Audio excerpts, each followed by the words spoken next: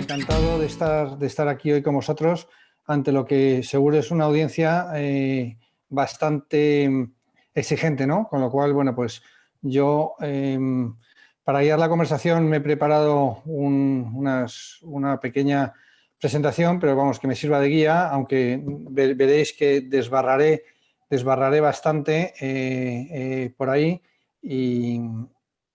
pero lo utilizaré, que está, no sé si la veis bien. ¿Está bien, Alejandra? Sí, ok, perfecto. Pues yo soy Aquilino Peña y una de las cosas que me gustan del mundo de los negocios es,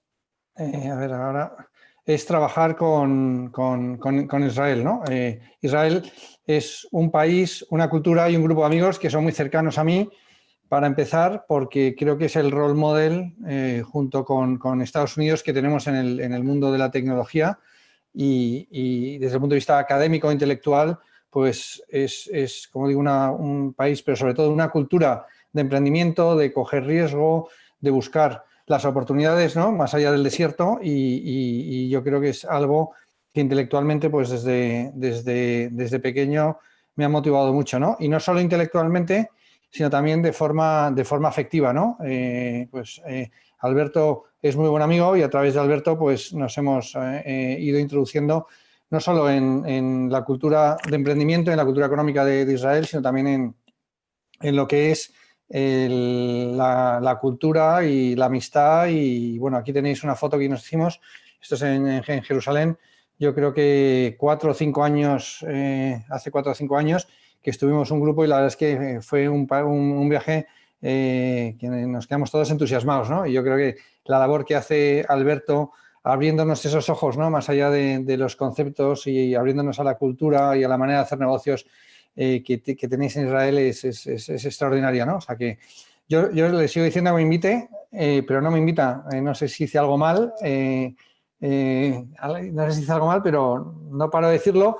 Y esta es una más de mi escalera en los méritos que tengo que hacer para que me vuelva a invitar. Pero bueno, esperemos. Luego me dice que vais a hacer una encuesta. Por favor, votarme bien, aunque solo sea por piedad. ¿No?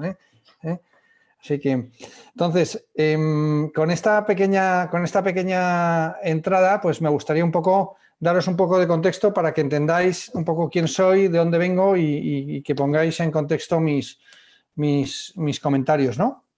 Y después de esta breve introducción personal, pues me gustaría, bueno, pues daros algunas ideas de lo que está pasando ahora mismo en el mundo de tecnología y en el mundo del venture capital en España, que una de las noticias es que podemos hablar del mundo del venture capital en España. Esto, si lo hubiéramos hecho hace tan solo 6, 7 años, pues hubiera sido muy difícil y los números que veríamos serían muy pobres y esto sería el mundo del ecosistema español, pues sería como una pequeña aldea en las afueras de Tel Aviv, ¿no? En lugar de un ecosistema completo, ¿no? Que ha cambiado mucho.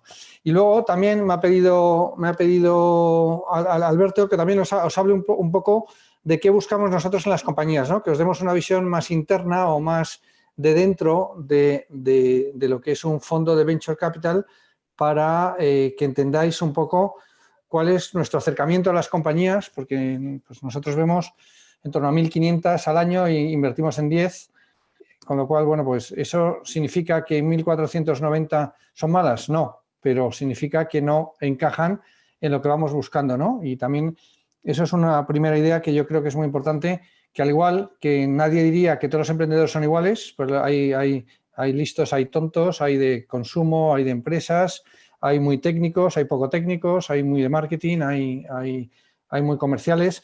Los inversores somos también todos diferentes, ¿no? Entonces, como seres humanos, pues yo creo que parte de ese matching mágico que es encajar a un inversor con un emprendedor para acompañarle en lo que es el proyecto de su vida, pues tiene mucho que ver con valores y tiene que ver mucho con fit personal al final del día, ¿no? Con lo cual, pues Yo creo que esto siempre se tiende a hablar de los inversores como una masa informe sentada en una pila de dinero que de forma arbitraria va poniendo dinero en proyectos y la verdad es que no es así, ¿no? Y yo siempre recomiendo a los emprendedores que antes de hablar con los inversores identifiquen en qué han invertido antes, qué les gusta, qué no les gusta, cuál es su punto de entrada, etcétera, etcétera, ¿no?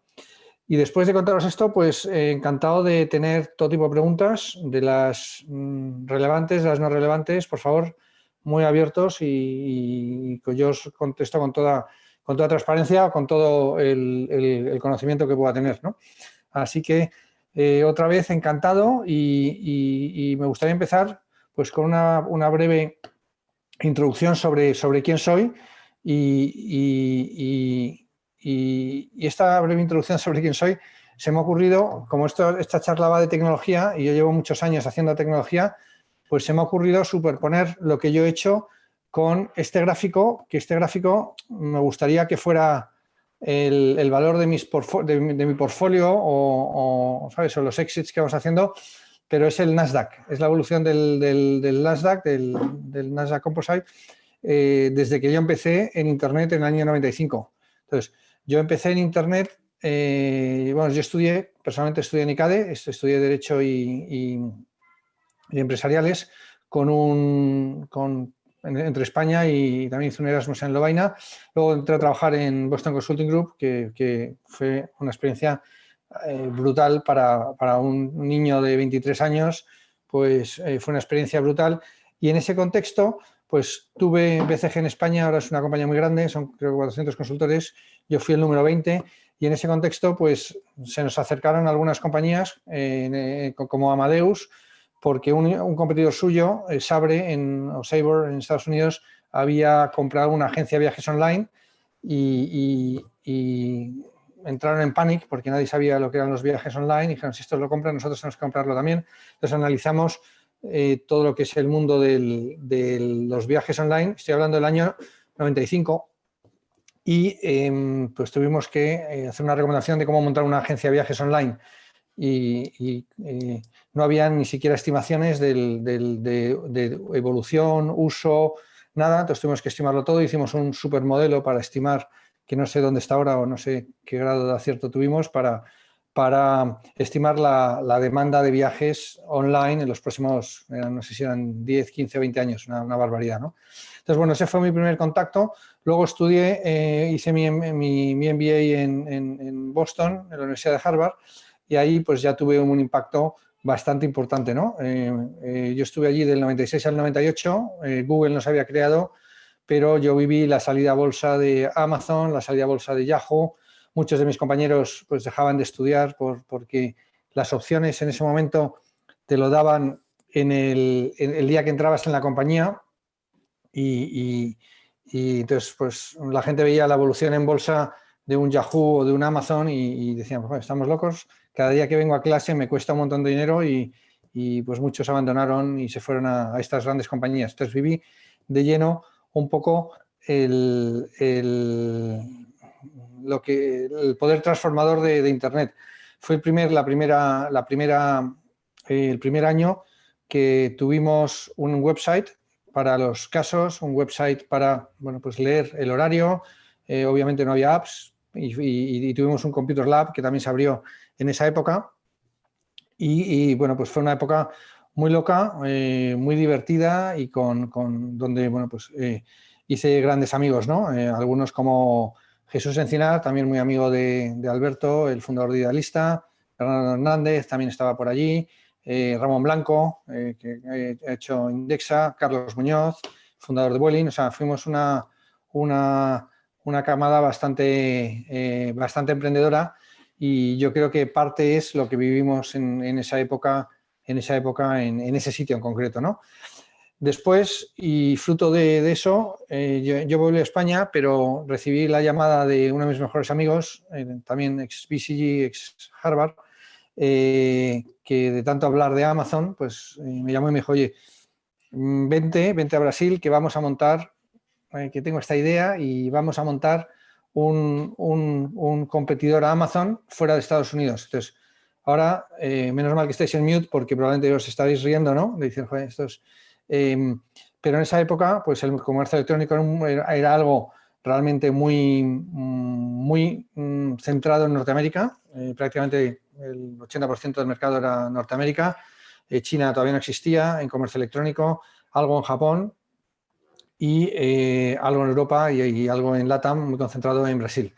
Brasil es un país que tiene mucho, les encanta el dinero electrónico de siempre, quizá por los años de la hiperinflación. Yo tengo un amigo que siempre dice que en los años de la hiperinflación los ricos en Brasil iban en autobús y los pobres iban en taxi, porque en autobús se paga al principio y en taxi se paga al final, ¿no? Entonces, todo lo que es transacción electrónica, debido a esto, pues la gente te hacía interés compuesto muy rápido en su cabeza y el comercio electrónico pues enganchó muy bien y montamos una compañía en Brasil que se llama Submarino. Entonces, Submarino pues fue uno de los grandísimos éxitos de Latinoamérica. Lo lanzamos en el 27 de julio del 99. Compramos el dominio justo también un capitán de submarino que vivía en el Amazonas, o sea, podía haber vivido en cualquier lado, pero vivía en el Amazonas, y lo compramos el 1 de noviembre del 99, y el 2 de noviembre lo lanzamos el website Submarino, aunque antes operábamos con otra marca. Y esto lo que hicimos es un Amazon Me Too para Brasil, Argentina, México, Portugal y España. Pues yo, al ser español, me vine a llevar la parte europea. Y lo que nos dimos cuenta muy rápidamente es que no vendíamos nada, ¿no? Hicimos un capital raise gigantesco, levantamos 125 millones y realmente es una historia de éxito a pesar de que no vendíamos nada, ¿no? Tuvimos una gran... fue una historia de éxito de crítica, pero no de público. Todo el mundo decía que qué buen website habíamos montado, qué rápido iba. Fuimos muy innovadores, montamos el mayor almacén de comercio electrónico en Brasil, prácticamente fuera de Estados Unidos, todavía sigue funcionando a pleno pulmón, pero nuestros mercados eran muy pequeños, ¿no? Por daros una idea, en España, el día que más vendimos 500 pedidos, ¿no? que hoy en día Amazon lo hace en nanosegundos en España. Y es una compañía que es muy interesante porque estuvo muy bien financiada, como dije, levantamos 125 millones de grandísimos inversores, tanto brasileños.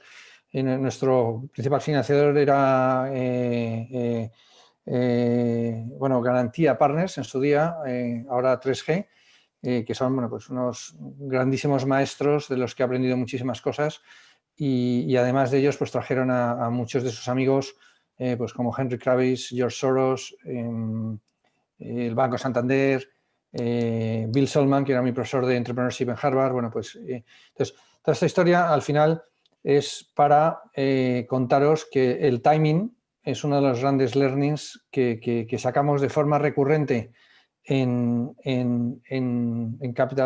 Venture Capital. ¿Por qué? Porque una cosa que funciona en un lugar no necesariamente funciona en el otro, porque es un tema de timing, ¿no? Esta es una historia con final feliz porque, bueno, yo vendí la compañía en España a Carrefour, vendimos, Televisa nos compró México, Argentina lo vendimos y nos quedamos con, bueno, Portugal lo vendía Media Capital, que era también del grupo Prisa en su día cuando tenía dinero, y Brasil lo mantuvimos y salió a bolsa en Bovespa en el 2004 y se integró con Lojas Americanas, que es el Corte Inglés brasilero, en el 2005, ¿no? Y sigue siendo uno de los principales sites sigue en bolsa y es uno de los principales sites de comercio electrónico. Yo dejé en 2005 de ser accionista con la fusión y como veis aquí, no sé si me veis a ver si se ve mi flecha, pero bueno, como os decía, el timing, aquí veis la burbuja de lo que todavía hablamos, ¿no? De los años de la burbuja, pero aquí veis el burbujón que hay, que esperemos que siga. Es una broma, pues no tiene nada que ver lo que pasaba en ese momento, donde no teníamos ni idea ni los banqueros, ni los ejecutivos, ni los emprendedores, ni nadie, teníamos poco ni idea de por dónde íbamos en este mundo digital, ¿no? Y por eso vino un poco la burbuja, porque hubo una anticipación de expectativas muy importante, ¿no? Y de hecho nosotros como compañía, y la verdad es que esto lo he contado muy pocas veces, íbamos a salir a Nasdaq pues en marzo del 2001, y unos días antes ya nos llamó nuestro banquero, que era Credit Suisse, para decirnos, oye, no vengáis a Nueva York porque esto ha explotado y no tiene futuro y mejor que os devuelvan en su día. En ese momento había todavía agencias de viajes. Me dijo, habla con la agencia de viajes para que te devuelva el billete de avión porque lo vas a necesitar, ¿no? Porque como veis en este gráfico, el mundo se secó desde entonces, no había dinero para nada, había muy pocas startups y, por ejemplo, Jesús montó Idealista en el año 2000-2001 y ahí hubo un mucho miedo a todo esto. Y yo ahí pues hice un salto a la vida corporativa, ¿no? Me llamaron para liderar un proyecto que era Eresmas, que después fue adquirida por France Telecom, por el Grupo Bonadú primero, por France Telecom después, y entonces nosotros fuimos parte de una historia muy bonita, también fue un build-up de diferentes partes de una telco. Empezamos con portal, acceso a internet, páginas amarillas, empresas, el fijo, y finalmente adquirimos Amena en el 2006 por 12 billones. Yo no quería ya ya llevaba muchos años en telecomunicaciones y quería hacer otra cosa, pero bueno, me llamaron del grupo WPP, el grupo publicitario, y hice lo que no tienes que hacer, ¿no? Pues coger un trabajo porque me gustaba la transformación digital para la que me contrataron y me pagaban una pasta, aunque yo no quería, y bueno, pues al final estuve brevemente un par de años en WPP, pero no me gustó nada y ya dejé de trabajar por cuenta ajena a finales del 2000, a mediados del 2009, ¿no? Y os pongo aquí también IAB porque algo que también me ha gustado es participar en el desarrollo de los ecosistemas o donde yo he trabajado, ¿no? Y eso lo he intentado hacer en diferentes posiciones. En el caso de IAB fue presidente, justo sustituyendo a mi buen amigo Javier Rodríguez Zapatero, que creo que fue mi antecesor en este chat. Y lo he hecho también en otras cosas, ¿no? Por ejemplo, después de esto, pues me dediqué a ser Business Angel y también pues participé en la formación de A-Digital, como ya estuve, y bueno, sigo en el comité ejecutivo de A-Digital desde entonces, ¿no? Que es la Asociación de la Economía Digital, donde intentamos reconducir pues, los nuevos modelos de negocio, nuevos modelos laborales que emergen. Pues hemos trabajado mucho con Arnaldo, por ejemplo, en el mundo de los pisos turísticos. Hemos trabajado mucho con Globo en el mundo de los riders y de las relaciones laborales que nacen en este mundo laboral. Y en esa época yo me dediqué a invertir en varias compañías, ¿no? Os pongo ISDI, que ha salido anteriormente en la presentación, Acierto, Sin Delantal, Boca. Entonces, estas son cosas que me han ido bien, pero hay cosas que nos han ido muy mal, ¿no? Invertimos en Alice con muchas ganas, invertimos mucho dinero con Gustavo García Brusilowski, que vendió su compañía a Amazon y quisimos montar un supermercado online, ¿no? A mí me encanta el mundo de los supermercados online y, bueno, Alberto es consciente porque hemos analizado muchas compañías juntos y es un tema de timing. Para mí es incomprensible cómo la alimentación online sigue siendo menos del 1% de la alimentación vendida de forma minorista en España, cuando el mundo del comercio electrónico pues ya está en un 6, 7, 8%, pues el mundo de la alimentación no funciona. Y en el 2010 montamos un supermercado online que también nos equivocamos por el timing. Yo la verdad es que siempre he montado cosas un poco demasiado tempranas, ¿no? Es el principal, y cuando no hay muchísimo capital y montas las cosas demasiado tempranas, nunca llegas a estar en condiciones cuando el mercado y la demanda está ahí, ¿no? Y eso nos pasó con Alice, lo lanzamos muy pronto. Además, hicimos una fusión con una compañía que hacía lo mismo que nosotros en Estados Unidos, que fue un desastre y, bueno, pues al final la compañía no salió bien y la tuvimos que cerrar, ¿no? Lo digo porque siempre que se habla de Venture Capital, incluso yo mismo, ¿no? Ahora estoy viendo que he puesto aquí este gráfico como todo para arriba y la verdad es que es todo para arriba, pero hay muchos bajones, ¿no? Y este pues fue uno de ellos, ¿no? Y cuando pues yo me quedé con mi pequeño patrimonio, ya no podía invertir más, las oportunidades no solo había más, sino que eran mucho mejores a las que yo había visto durante los últimos 10 años, ¿no? Y entonces decidí o tuve, ¿sabes?, una reflexión de qué hacer con mi vida. En esa época, pues, viajé, estuve en Sudamérica, en Argentina, estuve en Bangalore, en la India, estuve en San Francisco, estuve en Nueva York. Israel fue un poco más tardío, pero bueno, estaba en mi lista y al final pues no pudo ser en esa época. Entonces estuve haciendo un poco de turismo de business, ¿no? Pasando bastante tiempo en cada uno de esos hubs, y al final llegué a la conclusión de lo que quería hacer era Venture Capital.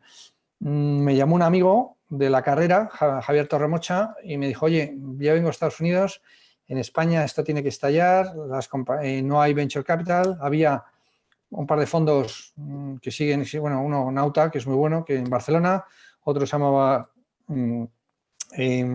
Active, en Barcelona también, que ya no existe, y en Madrid estaba pues gente con un enfoque muy, muy familiar, ¿no? Pues Luis y José Caviedes, con Caviedes, y Bonsai Capital con Javier Cebrián, hijo y padre, que también lo han hecho extraordinariamente bien, pero vimos que no había ningún fondo de capital institucional.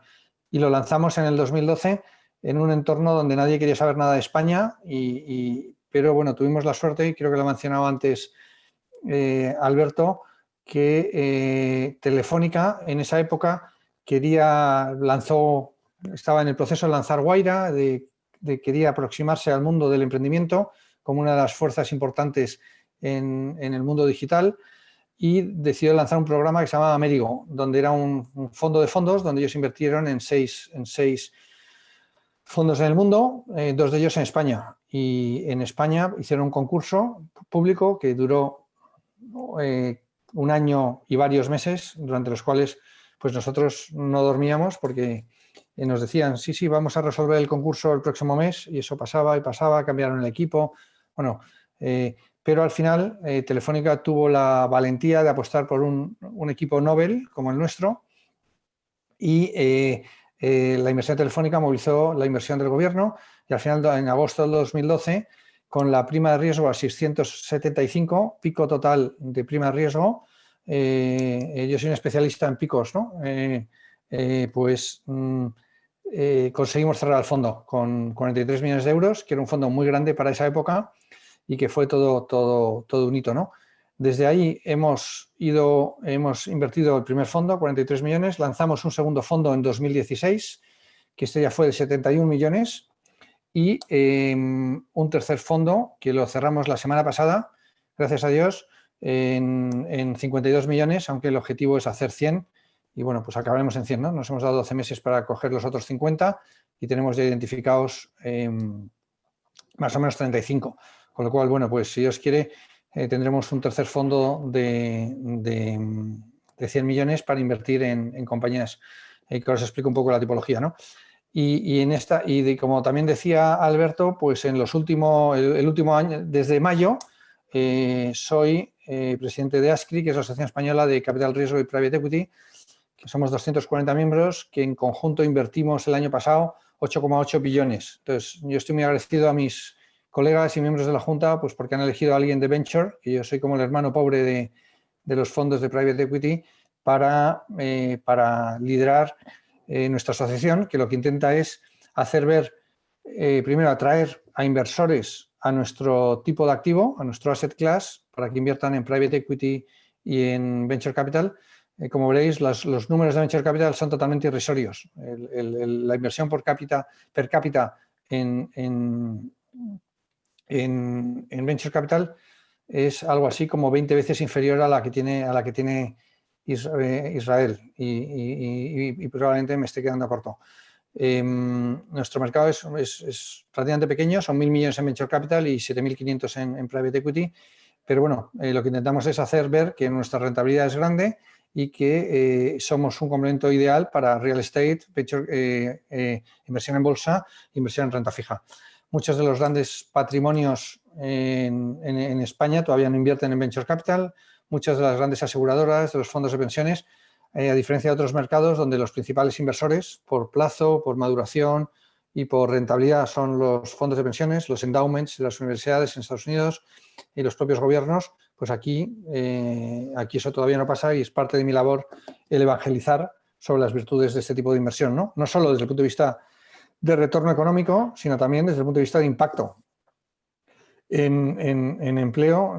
Nosotros, como asociación, somos inversores en 3.000 compañías en España, pero esas 3.000 compañías tienen casi 500.000 empleados y pagamos un montón de impuestos, crecemos un montón los empleos, los impuestos y el impacto que tenemos más allá del impacto económico es tremendo, ¿no? Entonces, creemos que el venture capital y el private equity pueden ser verdaderamente una fuerza para hacer el bien y en un entorno como el actual lo estamos viendo, ¿no? En una crisis sanitaria como la que estamos teniendo, donde hay una caída de demanda extraordinaria, ¿no? Pues las compañías que mejor están aguantando son las compañías que tienen private equity venture capital detrás, porque cuando no tienes clientes, cuando tus bancos te dan la espalda, cuando nadie te da inversión en equity por el riesgo, pues al final tienes que darte la vuelta y entablar un diálogo con tus accionistas. Y si tienes fondos, pues somos mucho más proclives a apoyar las compañías que Family and Friends, ¿no? Otro tipo de inversor en compañías, ¿no? Así que este soy yo y un poco mi pequeña historia, ¿no? Y todos estos años, la verdad es que lo que me ha movido siempre no es el retorno económico, sino que ha sido el crear cosas, ¿no? Soy un fanático de crear cosas, o bien a través a través mío o de mis socios, pero también a través de otros, ¿no? Y me encanta entender y ver cómo los emprendedores en los que invertimos, en algunos casos en fases muy tempranas, cómo van construyendo grandísimas compañías, ¿no? Y eso realmente es lo más satisfactorio de mi trabajo, ¿no? Yo pienso que tengo el mejor trabajo del mundo porque me permite estar siempre un poco en la vanguardia de la tecnología, en la vanguardia del pensamiento económico, a la vez que es muy satisfactorio, como decía, ver cómo esas pequeñas compañías crecen y se convierten en grandes compañías y encima con un retorno muy positivo para los emprendedores, los inversores y los empleados de dichas compañías, ¿no? Y eso es verdaderamente lo que me ha movido en estos años, ¿no? Y también, como veis, a través de un poco mi labor un poco más pública, pues en IAB, Digital y ASCRI, el intentar crecer la tarta, ¿no? Que creo que es algo que compartimos muchos de los que llevamos muchos años en este mundo, y también es algo que les llama mucha atención a mis socios de private equity, ¿no? Cómo la gente que viene del venture capital y viene de emprendeduría, siempre pensamos en cómo crecer la tarta, ¿no? Quizá porque somos muy pequeñitos y no tenemos nada que defender, no tenemos nada que perder. Nuestro interés siempre es en cómo crecer y crecer esa tarta y luego ya nos la repartiremos, ¿no? En cambio, en private equity, pues, ¿sabes? Siempre buscan una compañía y compran el 100% del capital, reparten con el management, pero es todo para ellos y de una forma muy competitiva con sus... En venture capital hay mucha colaboración, mucho interés cruzado, mucha coinversión y yo creo que eso también da atrae a determinados perfiles de gente y de profesionales que nos desarrollamos en este mundo y como digo, para mí lo más satisfactorio es ver crecer cosas, ¿no? Y si luego, pues oye, tienes un buen retorno, sobre todo para los inversores que han confiado en mí y en mis cofundadores en Kivo, pues mejor que mejor, ¿no? Pero bueno, oye, después de este rollo que estoy contando aquí, bueno, aquí os he puesto, para que entendáis un poco, ya os he contado, tenemos 220 millones under management, de los cuales ya hemos invertido pues como 114, eso lo hemos invertido en 53 compañías de todo tipo de sectores. Hemos hecho B2B, B2C, aunque y también, esto es una reflexión que podemos discutir luego, ¿no? Pero el mundo o el universo de compañías sobre las que invertimos también ha cambiado mucho en estos 6 últimos años y no tiene nada que ver donde invertíamos hace 6 años a donde estamos invirtiendo ahora. Y una de las características, por ejemplo, el mundo B2B que ha emergido con muchísima fuerza en los últimos 3-4 años. El primer fondo hicimos 50-50, B2B, B2C. Nuestro segundo fondo hemos hecho 75-25 y en el tercero esperamos hacer 80-20 o algo similar al segundo. Y no es por nosotros, que obviamente pues, hay modelos muy sólidos en los dos, pero también porque el mercado nos está dando ese tipo de compañías, ¿no? Y desde el punto de vista de perfil inversor, también el perfil de inversión en B2B es un perfil diferente porque genera cash bastante antes que el B2C. En el mundo del consumidor hay que invertir mucho más dinero. Los costes de captación en Internet se han disparado, con lo cual captar usuarios sin modelo de negocio pues es algo que yo creo que realmente ya ningún inversor está buscando, y el modelo de B2B pues yo creo que tiene más predictibilidad. Los espacios o los huecos que las compañías intentan ocupar dentro de la economía o dentro de lo que gastan las empresas, pues yo creo que cada vez está más claro, y por eso invertimos mucho en B2B, ¿no? En términos de industrias, pues también ha cambiado, ¿no? Hemos pasado a hacer e-commerce, marketplaces, ahora hacemos mucho movilidad. El fondo 2 hemos hecho muchísima movilidad, 5 o 6. Alguna como Tier, por ejemplo, que se ha convertido en el líder de movilidad urbana. Empezamos haciendo patinetes, que parece que es algo que en un momento dado cualquiera tenía un familiar que estaba pensando en hacer una empresa de patinetes, pero bueno, y nosotros, bueno, luego os cuento nuestra tesis de inversión para los patinetes, pero bueno, nos ha salido bien, y ahora mismo es la clara líder en Europa, por delante de los americanos y por delante de los competidores europeos. Entonces, mucha movilidad, también mucha inteligencia artificial, tanto en la generación de datos para entrenar modelos como en algoritmos puros.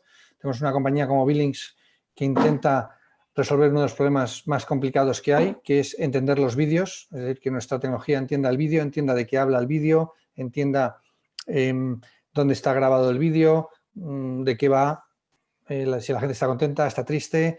Entonces, eso es un problema muy difícil y estamos avanzando mucho. Somos uno de los 3-4 grupos que en el mundo está más avanzado en este problema, ¿no? Y los otros pues son, como os podéis imaginar, las grandes compañías de tecnología americanas. Invertimos también mucho en negocio corporativo, Enterprise Software, tanto en formato SaaS como en formato de licencia. Ahí tenemos muchas de ciberseguridad, mapas como Carto,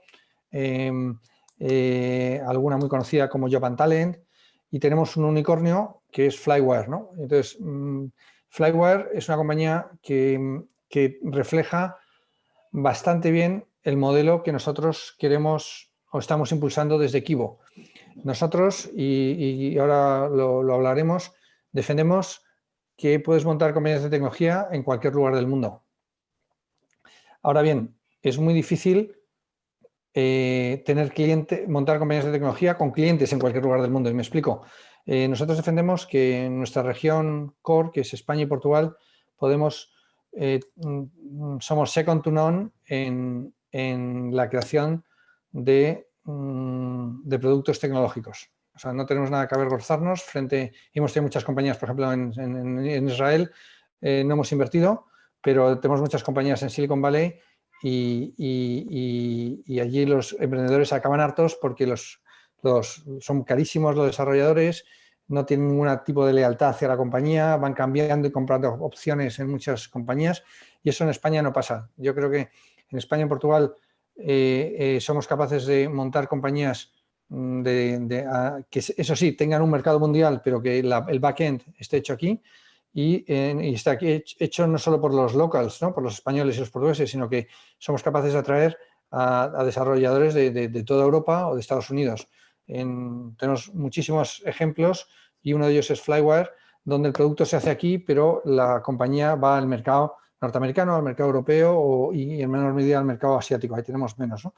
Entonces, Flywire la montó Iker, que es un emprendedor que fue al MIT y no le dejaron entrar porque le dijeron, tío, fue el primer día de clase, le dijeron, no puedes entrar porque no has pagado. Oye, ¿cómo que no he pagado? Sí, he pagado, aquí tienes mi transferencia de Bankinter. Y bueno, pues había habido un error, entonces intentó solucionar eso y montó un medio de pago para que los estudiantes extranjeros pudieran pagar tuition and fees en las universidades americanas. Y eso que empezó, él era valenciano, entonces dijo, bueno, pues yo estoy en Boston, pero monto todo en Valencia. Pues eso que empezó con este modelo de negocio tan vertical, bueno, pues se ha convertido en un unicornio. Goldman invirtió 120 millones el mes de febrero, en plena pandemia y es una compañía de 400, 500 personas y casi todas en producto en Valencia. De hecho, somos la mayor compañía de Valencia, la mayor startup de Valencia, y el frontend en Boston. Bueno, ya es una compañía que tiene oficinas en todo el mundo y además de este medio de pago para educación, también hace medical services, es decir, si tú vas a un hospital norteamericano, puedes hacer la transferencia desde tu banco en China, en España, Argentina y lo haces con un coste muy inferior al que te ofrece el sistema bancario tradicional y encima está bien machado tu pago con el pago en la entidad de destino, ¿no? Con lo cual no hay problemas, ¿no? Es una compañía que transacciona cerca de 10 billones y, bueno, pues es una grandísima compañía. Además de estas, pues tenemos el mismo modelo en muchas, ¿no? Devo es una compañía que conoce muy poca gente, pero que, en mi opinión, va a ser la mayor compañía de software hecha en España. Es una compañía que nosotros vimos nacer, invertimos en su serie B y crecimos la compañía en Estados Unidos. La compañía, todo el backend está en España y otra vez buscamos inversores. Entró Insight Venture Partners, el mayor fondo de private equity de software de Estados Unidos, basado en Nueva York, y anunciamos hace 3 semanas que Bessemer, Insight y también Georgian Partners de Montreal entraban en la compañía, ¿no? Y del mismo modelo, frontend en un lado y backend en España. Define Crowd, por poner otro ejemplo que no es un ejemplo español, Define Crowd lo empezó Daniela. Daniela era una empleada de Microsoft, vivía en Seattle, estuvo allí trabajó allí pues 10 años, aunque hizo su doctorado en Data en La Coruña, curiosamente, yo soy medio gallego, y luego estuvo en Seattle haciendo inteligencia artificial para Microsoft. Se encontró con un problema de mercado que era que tardaba mucho en entrenar a sus algoritmos, con lo cual, bueno, pues creó Define Crowd, que es una compañía que da datos para que los algoritmos se entrenen. Sin entrar en muchos tecnicismos, pero ha montado un network de 400.000 personas en el mundo, de manera que entrena los algoritmos. Si sale un semáforo y el algoritmo te dice el semáforo está en rojo y tú lo estás viendo y está en verde, pues le das al no. Entonces así va aprendiendo de, oye, pues, ¿qué ve cuando ve un semáforo en rojo? ¿Qué ve cuando ve un semáforo en verde? Pues esta es una compañía, también tiene 200, nosotros invertimos cuando eran 20 personas, 1 millón en facturación, hace 3 años. Este año va a cerrar en 60 millones de facturación, EBITDA positivo y más de 200 personas. Y hemos hecho una ronda también de 50 millones, ¿no? O sea, entonces, como veis, creemos que se pueden construir compañías muy grandes siempre y cuando tengas la disciplina o el know-how en cómo crecer las compañías fuera, tengas las relaciones como tenemos nosotros con los fondos que te financian este tipo de compañías y sepas qué es lo que tenemos que hacer para crecer las compañías de forma rápida, ¿no? Os estoy hablando de las compañías buenas que van bien. De nuestras 53 compañías, veis aquí un loss ratio de 8%. Hemos perdido el 8% de nuestro capital, que es muy poco. Normalmente esta cifra suele estar en torno al 40-50%, pero es porque nosotros nos esforzamos mucho en cómo hacemos el picking de la elección y luego veremos los criterios. Somos, creo que, bastante buenos y eso significa que también nos dejamos compañías muy buenas. Solo en España y Portugal, pues desde que estamos nosotros hay 20 y tantas compañías que han pasado los 100 millones de valoración. Nosotros somos el fondo que más ha acertado, hemos acertado en 6, pero hemos visto a todas menos una. Es decir, hemos podido, y de hecho hay veces que hemos puesto un term sheet para invertir en alguna de las que no hemos invertido y a muchas les hemos dicho que no, ¿no? Y es lo que llamamos nuestro antiportfolio, ¿no? Entonces yo todos los días me doy con un martillazo en la cabeza, pues porque no he invertido en Globo, por ejemplo, ¿no? Que es una compañía que creo que tiene mucho desarrollo, ¿no? Y así con otras tantas, ¿no?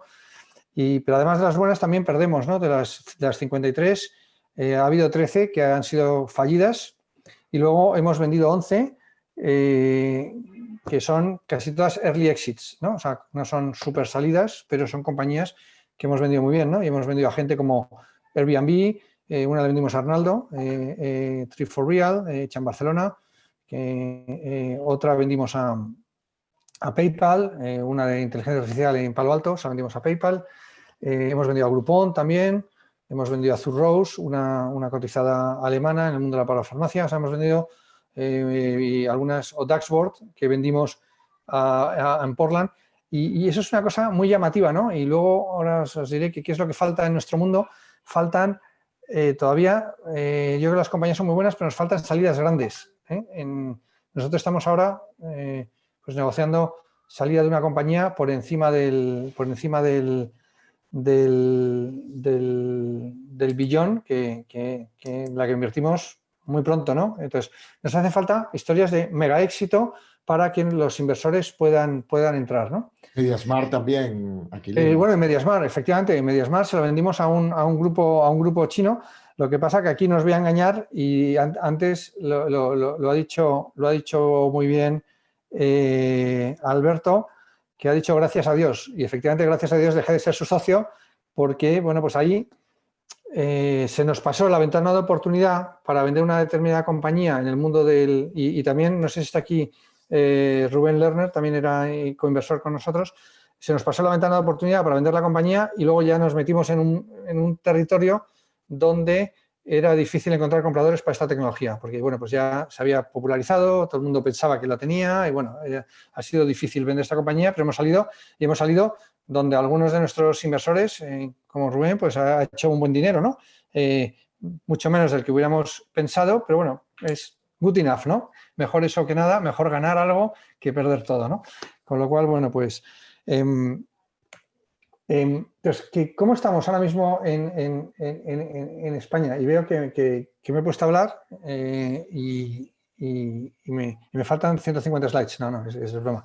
Pero bueno, muy rápidamente, ¿qué es lo que hace falta para que, y esto es algo que yo he aprendido mucho, en particular en Israel y en Estados Unidos, ¿no? Lo importante para que esto funcione es talento, es lo más importante. O sea, aquí veis la materia y lo que genera el valor, lo que genera son las ideas y el talento, ¿no? Eso es lo que después hace que las compañías que son una mera idea tengan la capacidad de ejecución para llegar a ser grandes compañías, ¿no? Y para eso también hace falta capital, pero obviamente nosotros nos subimos al carro de un señor o una señora que es tremendamente talentosa y visionaria y ambiciosa en sus planteamientos. Pero además del talento y del capital, pues hace falta otro tipo de actores, ¿no? Universidades, eso es muy importante en Estados Unidos. El Silicon Valley se montó a través en los alrededores de la Universidad de Stanford. Boston se montó con MIT y con Harvard. Bueno, debería decir con Harvard y con MIT, que siempre hablan ellos primero, y Harvard también tiene su cuota de culpa en Boston. En China, pues mucho ha salido en Tsinghua y obviamente en Tel Aviv, ¿no? Entonces, y aquí, por ejemplo, nosotros estamos muy atrás, ¿no? O sea, así como en talento, yo creo que estamos bien, porque sobre todo la gente ya empieza a ver emprendedores de segunda, tercera vuelta, que lo han hecho mal o lo han hecho bien, pero que ya saben cuál es el proceso de company building. Capital, ahora lo veremos, estamos muy por atrás en número, pero yo creo que estamos con un equilibrio, pero donde estamos muy mal es en universidades. Y estamos muy mal en el apoyo de las corporaciones hacia el mundo de las startups.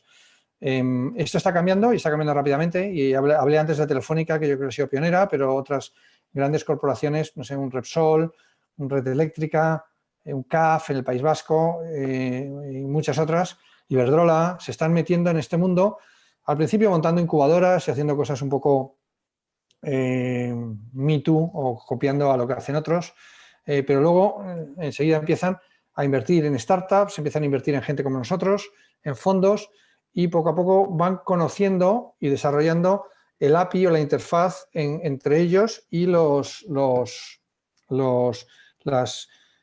startups, ¿no? Porque es un elefante intentando hablar con un ratón, ¿no? Entonces no pueden hablar de tú a tú, sino que hay que buscar esos interfaces, que muchas veces somos los fondos, ¿no? Los que intentamos que trabajen juntos. Pero ahí falta mucho, ¿no? Yo siempre digo que las corporaciones en España todavía miran mucho hacia adentro y tienen unos directores de tecnología, de informática, ¿no? Como les llaman muchos todavía, que intentan hacer todo en casa y poco fuera, ¿no? Entonces, los conceptos de innovación abierta, de tener incluso centros de competencia con competidores, desarrollar cosas fuera de España, ¿no? Como, bueno, obviamente Israel yo creo que ha hecho todo un porcentaje elevadísimo de su GDP está montado en atraer a todos los chinos, alemanes, americanos, a los Intels, a montar centros de excelencia en Israel, ¿no? Entonces, todo esto en España todavía se hace, y yo soy muy crítico, y yo siempre digo que tienen que pensar menos en R&D y mucho más en M&A, ¿no? En comprar startups y comprar compañías en lugar de intentar hacérselo dentro de casa, ¿no? Y luego pues está el gobierno, que tiene también muchas luces y sombras. Históricamente, pues otra vez, el ejemplo de Israel también es paradigmático, al igual que en Estados Unidos. El gobierno invirtió mucho en tecnología para las aplicaciones militares. Eso aquí, como no se produce, pues esa parte nos la hemos perdido. Y la inversión pública, pues ha venido mucho por subvenciones o mucho por apoyo a fondo perdido de determinados sectores, que está muy bien, pero eso no te construye una industria, ¿no? Entonces, y recientemente lo ha hecho muy bien el Fondico. El Fondico es una iniciativa que salió conjuntamente de ASCRI y de ICO, precisamente en un viaje a Israel, donde vieron el poder que hay en que los gobiernos apoyen a fondos para que estos fondos, de manera dirigida, apoyen determinadas industrias. Y eso es muy bueno para el gobierno porque, para empezar, no palma pasta, como las subvenciones, sino que genera un retorno. En segundo lugar, genera industria de venture capital y genera industria de las portfolio companies. Entonces, todo eso, pues en el Fondico en España desde el 2013 ya tenía muchas críticas y ahora, pues uno de mis hitos como chairman de ASCRI, y todavía no lo hemos anunciado un poco a bombo y platillo, pero vamos a meter otros 2,5 billones, 2.500 millones en la industria para los próximos 4 años, que es algo que está muy bien, ¿no? Un poco unas cifras, ¿no? o qué está pasando, ¿no? Como digo, aquí veis las diferentes tipologías de inversores, ¿no? En Friends, Family and Fools, donde veo algunos nombres aquí en la audiencia que son inversores pues yo creo que eso es donde empieza todo, ¿no? Y donde empiezan a apoyar a equipos que tienen ideas. Después de ellos vamos nosotros, los VCs de early stage, y eso antes había muy poco. Eran muy, como dije antes, eran unos pocos locos y ahora pues ya somos bastante más, como veréis ahora. Y por último, el siguiente etapa son los fondos de growth o private equity, donde en España los de private equity están empezando a mirar a la tecnología, que es algo que antes no pasaba, y los grandes fondos de growth y de venture capital internacionales pues están viendo a España como un lugar muy bueno por todas las cosas que os he hablado antes, ¿no? Es un país donde las compañías son tremendamente capital efficient, donde cuando yo voy a ver a fondos americanos, europeos, israelíes, se quedan alucinados diciendo, oye, tú has invertido 3 millones y esta compañía ha llegado a 6, 7 millones de euros en ventas, porque en Palo Alto pues meten 6 millones, la mitad va a contratar un equipo, la otra y 2 millones van a contratar la oficina y 1 millón a la campaña de PR para salir en TechCrunch, ¿no? Con lo cual, el mundo, eso lo están viendo muchos y ahora veréis el impacto que tiene, ¿no? Y esto es una medida del éxito de un ecosistema, ¿no? Aquí son las rondas de más de 5 millones, que al final no significa que estas compañías vayan a ser exitosas al final del día, ¿no? Pero sí que hay gente que está poniendo su dinero y, como veis, en el 2013-2014, cuando nosotros empezamos en el 2012, no hubo ni una. En el 2013 pues hubo 3. En el 2014 hubo 4. En el 2015 ya salimos nosotros con Flywire, ¿no? En 2014 con Job and Talent, que también es nuestra. Aquí veis muchas nuestras. Flywire, Carto, algunas que no invertimos como Packlink o Wanadu. 2016 hubo un poquito más y Containers es una de las nuestras. Cover Wallet con Iñaki en Nueva York también es otra de las nuestras. 2017 y 2018 fueron años muy buenos, pero 2019 realmente fue un crecimiento brutal. Y 2020, la verdad es que tiene muy buena pinta. No ha caído la inversión a pesar de la pandemia y tiene muy buena pinta, ¿no? Y aquí veis un poco la inversión en Venture Capital en los 6 años de 2008 al 13, de 2014 al 19, he metido también el H1, pero aquí veis donde España como lugar de inversión para inversores internacionales es relevante, ¿eh? Y son los que están haciendo, porque son los que están haciendo las rondas grandes, pero en España no hay dinero para hacer rondas de más de 5 millones. Los públicos se han ido están ahí y se van estrechando, y es lo que tiene que pasar, ¿no? Yo creo que cada vez menos el peso público al principio es muy importante, pero luego tiene que ir cayendo, ¿no? Y por último, los inversores nacionales, como nosotros, pues hemos ido creciendo durante estos años, ¿no? O sea, que son unos crecimientos importantes que lo que reflejan es un poco el subyacente en inversión, ¿no? Y aquí veis pues muchos ejemplos de rondas, algunas de las nuestras.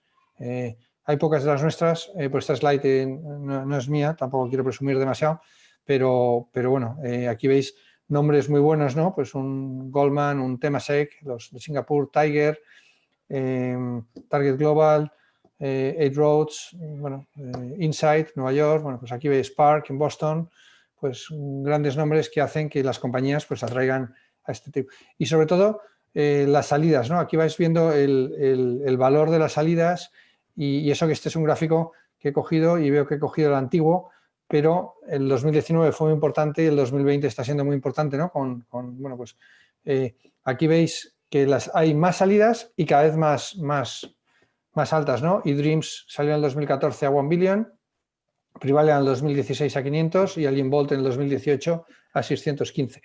Y ahora hemos tenido recientemente FreePick a 200 y pico y obviamente Idealista a 1.3 billón, ¿no? Con lo cual, y nosotros vamos a hacer ahora cosas en el torno del billón, ¿no? Con lo cual, bueno, pues aquí, y esto es lo que verdaderamente nos hace falta, porque si esto pasa, nuestros inversores se van a ir a casa, van a presumir en las cenas, van a decir, joder, yo invertí en Devo cuando era muy pequeñita y todavía no había puesto un pie en Estados Unidos y ahora Devo, pues se ha vendido en 3 billones, eso es lo que nos hace falta, devolver mucho dinero y eso va a hacer que muchos de los inversores confíen en nosotros. ¿Y cómo elegimos las compañías? Que es una pregunta que nos hacen muy recurrentemente a ver si soy capaz de en 5 minutos o 10 minutos el transmitiros un poco el feeling, ¿no? Nosotros invertimos en etapas muy tempranas, no hacemos semilla, sino que invertimos, nuestro ticket inicial está en 1 millón, de 1 a 3 millones de ticket inicial. 1 millón sería lo mínimo que hacemos, ¿no? Lo cual implica, y nosotros somos líderes de las rondas, no nos gusta acompañar, somos líderes, invitamos a gente, pero nos gusta, con lo cual tenemos entre el 50 y el 100%, ¿no? Con lo cual, bueno, pues hacemos rondas que van entre 1 y 6 millones, típicamente de 3 a 5, donde nosotros ponemos 2,5, 3 millones. Entonces, nosotros no hacemos semilla, entonces estos son investment criteria, bueno, criterios de inversión para ese tipo de compañías, ¿no? Si invirtiéramos en semillas serían unos, si invirtiéramos en growth serían otros, pero lo digo para que tengáis esto en la cabeza cuando os cuento, ¿no? Y en estas etapas tempranas, pues la verdad es que las compañías son muy endebles, son muy pequeñas, muchas igual no tienen ni ventas, el equipo está a medio hacer y lo que tienen es una idea, un equipo, una ambición y un plan, ¿no? Y el plan es este. De hecho, este es un plan muy modesto, pero lo veo muy planito, pero en realidad debe ser, normalmente los planes suelen ser bastante para arriba, ¿no? Y nosotros por experiencia, pues sabemos que la vida es muy dura. La vida es muy dura. No sé, Job & Talent, que es una de nuestras compañías estrella, fuimos los primeros inversores institucionales a 2,5 millones de valoración pre-money. Es una compañía, bueno, pues que este año vendió 600 millones, es EBITDA positivo y tiene 300 personas. Pues esta compañía está a punto de quebrar 3 veces. Nos hemos equivocado en el enfoque otras tantas veces. Entonces, esto es muy, muy duro, muy difícil y hay muchos altibajos, ¿no? Entonces, ¿cómo intentamos cuadrar este círculo, no? Pues, mira, justo, bueno, intentamos cuadrar este círculo enfocándonos en varias cosas, ¿no? Tenemos 3 grupos de criterios, ¿no? Lo primero más importante, y que yo creo que ocupa el 80% de nuestra decisión, es el equipo. Cuando un buen equipo puede coger un modelo de negocio malo y convertirlo en uno bueno, y el caso de Job & Talent está ahí, pero un equipo malo, aunque tenga un buen modelo de negocio, no va a ningún lado, ¿no? Entonces, nosotros somos muy de piloto y poco de coche, ¿no? Nos gustan mucho los pilotos, nos gusta mucho, o pilotas, perdonad, porque eso también es otro punto relevante, ¿no? Nosotros invertimos mucho en mujeres. En tecnología hay muy pocas mujeres y como industria es un hándicap que tenemos y con el que estamos un poco luchando, pero bueno, nosotros, no sé, los datos de la industria son como el 5 o 6% de las fundadoras son mujeres, nosotros el 20% de nuestros fundadores son son mujeres y además que son muy buenas, ¿no? Justo en MediaSmart invertimos con Noelia, que bueno, pues no nos hubiera gustado que fuera más lejos con la compañía, pero ella es de las mejores emprendedoras con las que me he cruzado nunca, ¿no? Es un 10. Entonces, bueno, entonces decía que somos más de pilotos o pilotas, pero miramos además el producto, el business model, el mercado y un poco la estructura del deal. Y os cuento un poquito algunos puntos. En equipo, pues lo que buscamos son cosas grandes, buscamos cosas que sean ambiciosas, buscamos humildad en la personalidad del emprendedor, pero buscamos ambición en los planteamientos, ¿no? Una ambición bien sana, ¿no? Y buscamos que sea alguien que tenga una capacidad de venta muy importante. ¿Por qué?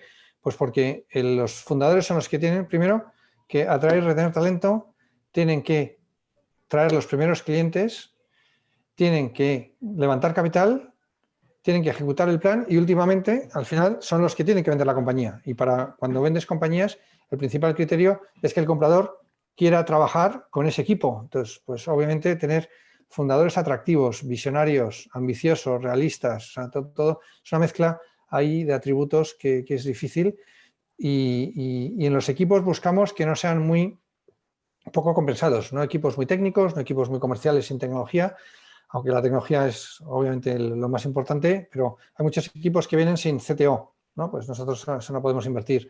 O que empiezan y tienen la tecnología subcontratada en un equipo en la India. Pues eso, si quieres hacer tecnología, tienes que hacer tecnología desde el principio, porque si no el producto va a estar...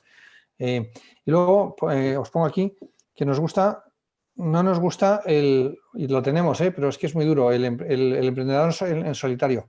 Esto es primero, hay que hacer muchísimas cosas muy rápido y es agotador. Y nosotros defendemos equipos de 2 personas, 3 nos gusta mucho, 4 empieza a ser demasiado. Pero para nosotros, una pareja de fundadores complementarios es fantástica, ¿no? Y es algo que nos gusta. Y luego pongo aquí Data Driven Entrepreneurs. Esto cada vez lo vemos más, ¿no? Antes había mucho emprendedor visionario, carismático. Cada día más en nuestro negocio es un mundo de datos, de tecnología. Entonces, una cosa que hacemos siempre es le pedimos acceso a danos la última presentación que has hecho a tu consejo. Y es que ahí ves muchas cosas, ¿no? Hay algunos que te cuentan una novela, otros que es un Excel sin nada. Entonces, nos gusta ver gente que apoya las decisiones con datos y que... porque si hace eso internamente, luego va a hacer eso de cara hacia afuera. Y en nuestro mundo, pues la importancia de tomar decisiones basadas en datos es muy importante y no tanto en la opinión o en la visión, ¿no? En producto, pues lo que buscamos es que nosotros no invertimos en cosas experimentales, no invertimos en tecnologías experimentales, invertimos ya en algo que tenga un cierto encaje entre el producto y el mercado. Idealmente, gente que esté pagando por ese producto, ¿no? Y que no sean el primo hermano del fundador, ¿no? Y buscamos cosas que entendamos que puedan escalar y venderse de forma global, porque al final esta es la palabra clave y lo veremos luego en el business model. Buscamos cosas que cuando crezcan los ingresos, los costes no suban o suban en un porcentaje pequeño, solo en la parte de marketing o en la parte de ventas, pero que no suban los costes de manera que cuanto más vendamos, más ganemos, ¿no? Y en producto buscamos unas ventajas de un orden de magnitud al menos frente que hagan las cosas más rápido, más barato, de una forma más eficiente o de una forma más elegante que los competidores, ¿no? En el mercado nosotros tenemos que ir a mercados grandes, nos encantan los mercados que están a punto de digitalizarse. Y antes he puesto un ejemplo donde nos ha ido mal, que es el de la alimentación, pero nos gustan mercados grandes donde la digitalización da unas ventajas a las compañías que se digitalicen rápido, que tengan crecimiento y hemos hablado antes de la importancia del timing, ¿no? Tan importante es hacerlo antes como hacerlo después, ¿no? De manera que hay muchas cosas que vemos y siempre nos dicen, no, es que no tengo competencia. Pues alguien que no tiene competencia es malo en general, ¿no? Porque siempre nos gusta gente que tenga competencia. Hablamos mucho entre los fondos, ¿no? Entonces, cuando hay algo que se destapa como una industria que hay interés en hacer cosas, pues salen muchos por todo el mundo, ¿no? Entonces también todos los fondos hablamos oye, ¿qué estás viendo en el mundo de la logística marítima, ¿no? Es otro negocio que a mí me encanta, cero digitalizado, invertimos en una que acabamos también medio vendiendo o mal vendiendo a un conglomerado de Dubái, ¿no? Nos anticipamos. Ahora está Flexport y hay otras que han salido más tarde y mejor financiadas que lo están haciendo muy bien, ¿no? Y dentro del mercado buscamos mucho el go-to-market, es decir, usted cómo va a vender su producto. Pues usted puede tener el mejor producto del mundo, tener una ventaja de 1 o 2 órdenes de magnitud, pero si es muy caro vender tu producto o no sabemos cómo venderlo, pues tampoco nos vale, ¿no? Y de hecho, yo creo que las compañías mueren mucho más por esto, por no tener una distribución adecuada, que no por no tener el producto adecuado, ¿no? Y ahí, otra vez, la experiencia relevante del equipo en la distribución del producto de referencia es importante, ¿no? Y también miramos mucho el business model, que al final es una manera muy académica de decir quién te va a pagar, cuánto te van a pagar y por qué te van a pagar, ¿no? Entonces, nosotros aquí buscamos cómo esas hipótesis están soportadas en el business plan. No buscamos que tengan ya un business model existente, pero sí buscamos que haya una idea muy clara de monetización, de el dinero de dónde va a venir y por qué. Y buscamos también que, como nuestra capacidad de inversión es limitada, que no invirtamos en cosas que luego vayan a invertir, que vayan a requerir muchísimo capital hacia el futuro y que nosotros quedemos colgados de la brocha sin capital para invertir, ¿no? Entonces, le damos muchas vueltas al business model y a la experiencia existente. Y dentro de la experiencia existente, lo más relevante es la recurrencia, ¿no? Que la gente venga y pague y lo use y nos convertamos en un producto o servicio que usen de forma recurrente. Y por último, ¿cuál es la estructura del deal que estamos negociando con el emprendedor? No necesariamente, aquí siempre se habla de las valoraciones no son necesariamente el driver de lo que hacemos y estamos encantados de hacer cosas caras, lo importante es el upside. Y obviamente a nadie le gusta entrar caro, pero nosotros miramos muchas cosas, ¿no? Miramos si el equipo está bien incentivado, es decir, si tienen opciones y si no, pues quién las tiene que pagar, todos o los de antes. Miramos qué tipo de socios, le damos muchísima importancia a los socios. Nosotros pues tenemos la suerte de poder elegir los socios con los que trabajamos. Hay gente que nos gusta más, gente que nos gusta menos y ahí hacemos mucho due diligence de quiénes son los socios. De la misma manera que siempre decimos a los emprendedores, haz due diligence sobre nosotros, ¿no? Habla con nuestros fundadores, habla con nuestros coinversores para que vean cómo trabajamos, cuáles son nuestros valores y cómo nos comportamos cuando las cosas van bien, pero más importantemente cuando las cosas van mal, ¿no? Miramos mucho el tema de los consejos, si son muchos, pocos. Un problema que hay mucho en España es que los consejos son gigantescos. Todo el mundo le gusta estar en los consejos. Todas las family offices quieren estar en el consejo, ¿no? Y eso pues, para nosotros es un claro problema para las compañías, ¿no? Y yo creo que con esto nada más, tampoco quiero coger más de vuestro tiempo, que me he tirado casi una hora. Alberto, no sé si tenía otra slide, pero yo creo que la contestamos en las preguntas, si hay. Sí, no, tenemos muchísimas preguntas, así que voy, si quieres, a las preguntas aquí. Primero, mil gracias por tu franqueza en la exposición y por tu detallada información, por contar tu trayectoria de manera tan cercana. Y bueno, pero sin liarme un poco, mira, voy por aquí. Hay una pregunta que te dicen por aquí que dice, ¿hay algún incentivo para establecer en España o algún incentivo especial, alguna entidad o fondo o venture capital con respecto a otros países de la Unión Europea? O sea, un poco creo que lo mencionaste, pero si pudieras ahondar en ese tema, sería bueno. Bueno, ¿no? sí, el formato que hay en España hay dos formatos, o SCR, que es una sociedad de capital riesgo, o un fondo de capital riesgo, son los dos. Y los dos son un formato tremendamente eficiente. Antes era muy complicado montarlas, ahora se montan bastante más rápido, la CNMV funciona relativamente bien y la ventaja, y tiene muchas ventajas. Nosotros hemos mirado otras jurisdicciones clásicas, Irlanda, Reino Unido, Luxemburgo. Por ejemplo, los fondos israelíes les encanta Cayman, ¿no? Nosotros, al tener un peso público dentro del capital de los fondos, pues eso no funciona. Pero España es muy barato y dos, tiene unas exenciones fiscales del 99% de los impuestos del capital gain, es decir, de todo el dinero que ganamos nosotros, el 99% fluye directamente a nuestros inversores, que luego tienen su fiscalidad. Y esto es tremendamente eficiente y muy competitivo con el resto, ¿no? Buenísimo. Y dime una cosa, o sea, por ejemplo, mencionaste Fondico, mencionaste, o sea, porque hay 3 tipos de preguntas en las que de lo que estoy viendo, ¿no? Vale. Hay como 10 preguntas o 12 preguntas que tenemos y hay 3 tipos. Una de los VCs, o sea, o gente como Crystal, que por ejemplo habla de los VCs. Hay otros que hablan de cómo invertir y cómo, o sea, cómo invertir en tu fondo, cómo hacer inversiones, que también. Eso es muy fácil, eso es muy fácil. aquilino@gmail.com. Ya estás. No, o sea, hay otras que son más de inversores o como tal, y luego otras de emprendedores, ¿no? Muchas de Vale. emprendedores. Pues como quieras, yo el orden que tú ves. Ese, por ejemplo, la primera que te decía era un poco más, habías comentado aparte de la desgrabación fiscal y demás, bueno, Fondico, entiendo que Sí, hay otras cosas, ¿no? Fondico es bastante potente, sobre todo si es un inversor extranjero, te puntúa bastante, porque lo que quieres es atraer también capital extranjero.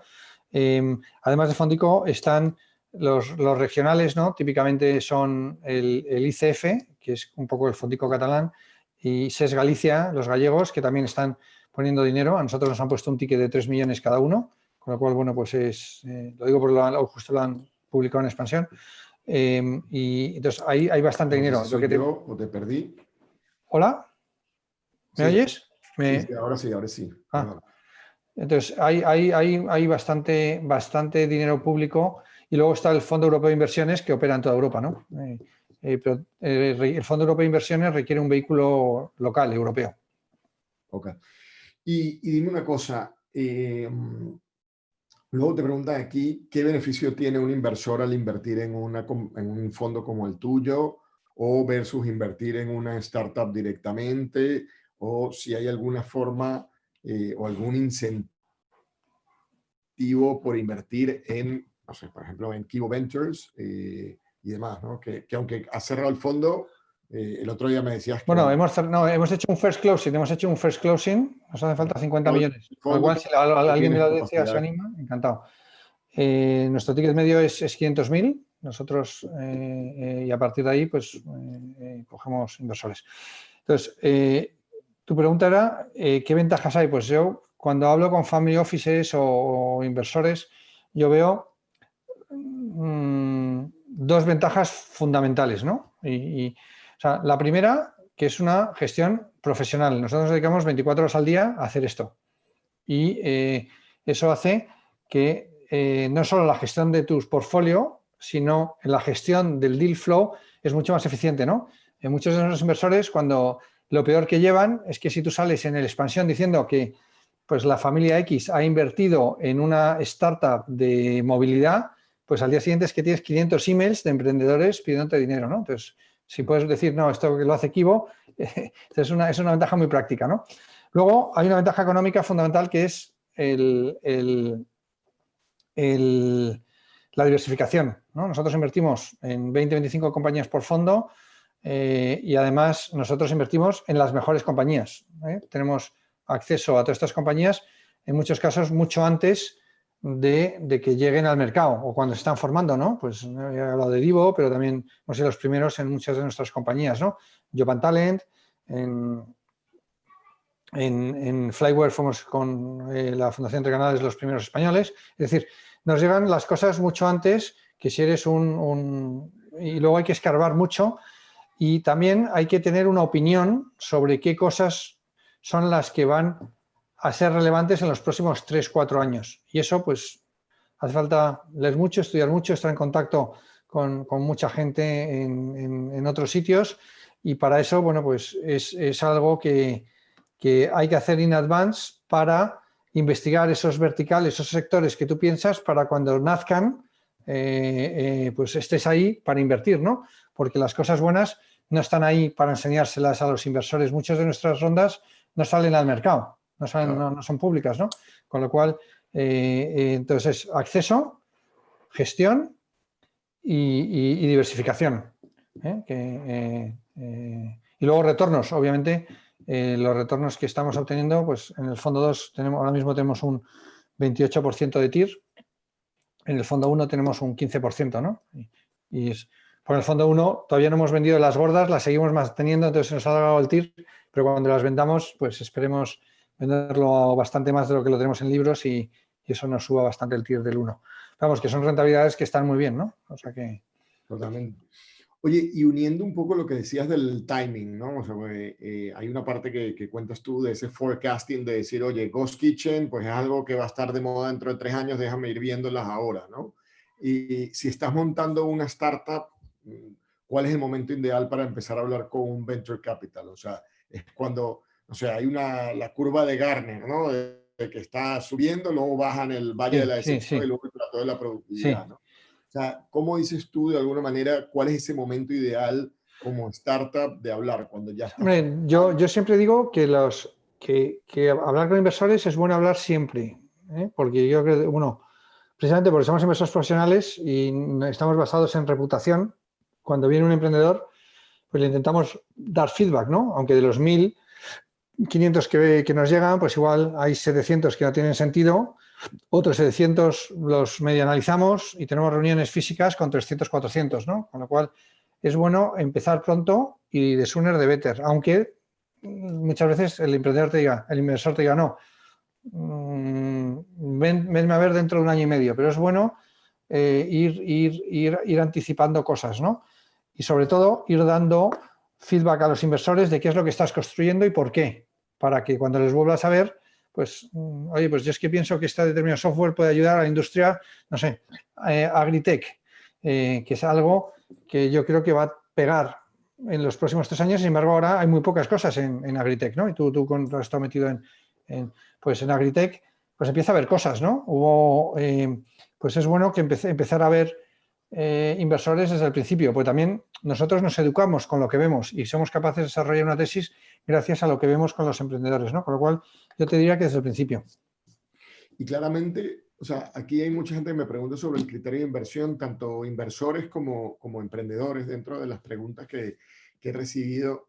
Entonces, claramente con lo que me dices, Aquilino, vosotros el criterio que teníais en el 2012 cuando empezasteis, por supuesto que va evolucionando. O sea, yo qué sé, al principio yo me acuerdo que invertíais, bueno, no me acuerdo cuánto fue lo que invertimos en MediaSmart al Sí, sí, principio. sí. Pero los tickets eran totalmente distintos que lo que estás haciendo ahora. Ya no te digo en el tipo de compañías o tal, Sí, pero estás dando cuenta un poco de otro tipo de cosas, ¿no? O sea, que va evolucionando ese criterio o el criterio se mantiene. Bueno, nosotros hemos hecho un cambio importante del fondo 1 al fondo 2 y en el fondo 2 al fondo 3 lo mantenemos, porque pensamos que es muy adecuado al mercado en el que estamos. El fondo 1, para que lo que dice Alberto, es que invertíamos en compañías a veces demasiado semilla, ¿no? Por ejemplo, hicimos una con Alberto donde fuimos los primeros inversores cuando no teníamos ni el CEO, ¿verdad? Entonces nos saltamos todo tipo de reglas y porque pensamos que era un muy buen, nos gustaban los socios y pensamos que era un buen espacio. Entonces, invertir muy semilla no tiene sentido cuando tienes fondos grandes. ¿Por qué? Porque pones 100.000, pero si tu ticket medio por compañía va a acabar siendo 2 millones, vale, a los 100.000 iniciales le vendes, le haces un retorno de 10x, pero al final dentro de tu blended, en lugar de ser 2, no sé, si inviertes 100.000 a 1 millón de valoración y los siguientes son 2 millones a 8, el blended va a ser muy cercano a 8 y no a 1, con lo cual te la juegas con lo que inviertes después. Entrando antes, las compañías están muy poco hechas, con lo cual hay que trabajar muchísimo en todos los niveles de las compañías y nosotros hemos creado una infraestructura grande, somos 11 personas, pero queremos trabajar en lo que realmente genera valor y no tanto en ayudar a buscar una oficina o ayudar a buscar un PR firm o buscar un contable, ¿no? Entonces, todo eso nos lo saltamos y otra vez tiene un impacto muy importante en TIR porque te ahorras prácticamente 3-4 años donde tu dinero lo podría haber puesto un business angel, incluso esa está mejor porque igual le dedica más tiempo, ¿no? Que nosotros. O un family and friends. Entonces, eso llegamos a la conclusión de que no tenía sentido y hemos empezado a entrar, como decía, con tickets mucho más altos, muy inferiores a los que hacen nuestros colegas internacionales, pero eso nos reduce el tiempo de estancia y nos permite reducir mucho los riesgos a los que nos enfrentamos, ¿no? Y elegimos los riesgos que queremos coger, que son riesgos de internacionalización, son riesgos de mercado, de distribución y no tanto riesgos de equipos, si el equipo se va bien o mal, riesgo de producto, riesgo de tecnología, etcétera, etcétera. Claro, porque tampoco eran los mismos tiempos. Cuando vosotros empezasteis a invertir 100.000 o 300.000. Es que no había, del otro no había, es que del otro no había, a ver, tienes razón, del otro no había y por eso pues invertimos en lo mejor que había disponible. Ahora mismo hay super compañías en diferentes etapas, ¿no? Con lo cual eso ha cambiado de forma radical.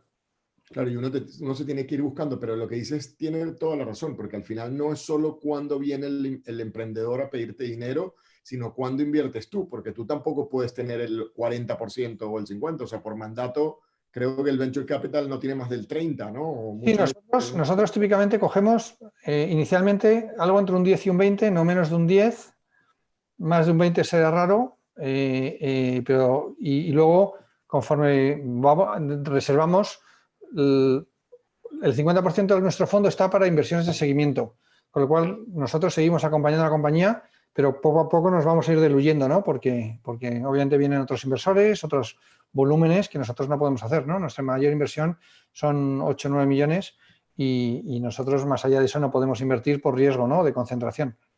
Claro, o sea, que vosotros nunca vais a tener 40% Jovan Talent, por más que os guste Jovan Talent o por más de No, tal. nunca vamos a ir a... Es que, curiosamente, también el emprendedor en Venture Capital, por un lado, quiere invertir y quiere tener un porcentaje de la compañía, pero por otro lado, queremos que el equipo también tenga mucho porcentaje, tanto el equipo como los fundadores, porque si no, no están suficientemente incentivados. Entonces, estamos en esa, digamos, en esa locura, pues donde por un lado quieres tener muchas de las compañías buenas, pero por otro lado tienes que dejar al equipo que viva, ¿no? Y eso al final... En rondas grandes, típicamente la dilución por ronda o lo que compran los inversores es un 20%, ¿no? Eso ya es un poco el número estándar, ¿no? Luego, varias preguntas más. Mira, hay una, hablando de lo agritech que hablabas antes y un poco del foodtech, ligándolo a lo de Alice que decías cuando invertisteis al principio. Bueno, ahorita estás relacionado también con supermercados y demás, y tangencialmente. ¿Por qué crees que fracasa el mercado de la alimentación online, ¿no? O sea, ¿por qué crees que hay ese 1% que decías? ¿Por qué España? ¿O crees que el coronavirus va a traer? O sea, nosotros en Del Super hemos visto, en la parte de Supertech, hemos visto multiplicar por 8 la cantidad de pedidos y la cantidad de tal que hacen. Está subiendo, pero ¿por qué crees que fracasa ese mercado online de alimentación? Bueno, yo creo que hay dos motivos, uno de demanda y otro de oferta, ¿no? Uno de demanda, bueno, en realidad los dos son de oferta, ¿no? Pero bueno, el que iba a decir de demanda es que la gente no ve ventajas en comprar online, tan sencillo como eso. ¿Y por qué es eso? Es porque la oferta de alimentación y la capilaridad que tiene la industria alimentaria en nuestro país es la mejor del mundo. O sea, yo vivo en Alonso Martínez, en Madrid. Aquí tengo 4 días, 2 Carrefour. O sea, no necesito ni Amazon, ni compra online, ni nada, ¿no? Entonces, obviamente se ha cambiado con la pandemia, pero la estructura de retail tradicional es muy buena, física. Y la segunda razón es que en todos estos negocios, muchas veces, cuando no hay una ventaja de demanda, los que tienen que tirar del carro son los established players. Y en España, los established players han sido siempre bastante reticentes a meterse en el mundo online. Y te pongo un ejemplo. En Reino Unido, pues ha crecido muchísimo el comercio electrónico. Es el mercado más competitivo en el mundo, ¿no? Tesco, bueno, la primera transacción ever en la historia fue a través del teletexto en el supermercado Texto, ¿no? En Tesco, en el año 84. Bueno, pues Tesco ha sido un dinamizador brutal, ha sido el que ha estado siempre en la punta de la vanguardia dentro del grocery. Tesco está vendiendo ahora 5 billones de libras en groceries. El Corte Inglés, por poner el símil, que ha sido muy pionero en estar en medios digitales, pero no en apostar por medios digitales.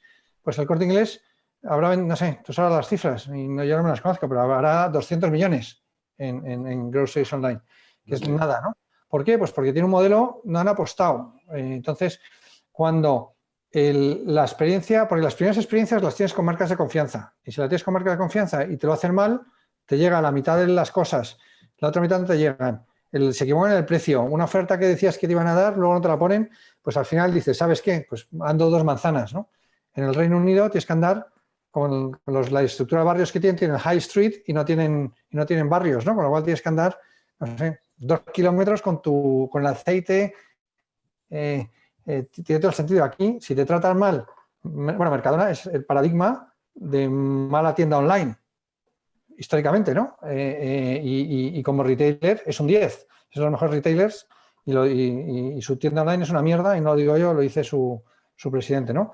Que su tienda online es una mierda. Pues yo creo que esos son los 2 motivos por los cuales no ha volado. En Estados Unidos, me acordé de ti hace una semana porque vi que Instacart está valorada en 14 billion y ha vuelto a recibir, no sé, 300, 400 millones y ha ido brutal en la pandemia. Oye, yo comparo eso con lo que tú quieres hacer con Del Super y con lo que han hecho otros, que al final se han quedado en compañías muy pequeñas y al final, entonces, es una pena, pero yo digo eso, hay un tema de demanda porque la capilaridad física es muy buena y luego hay un tema de que los grandes no han apostado por el canal. No sé si estás de acuerdo o no, pero esa sería mi interpretación.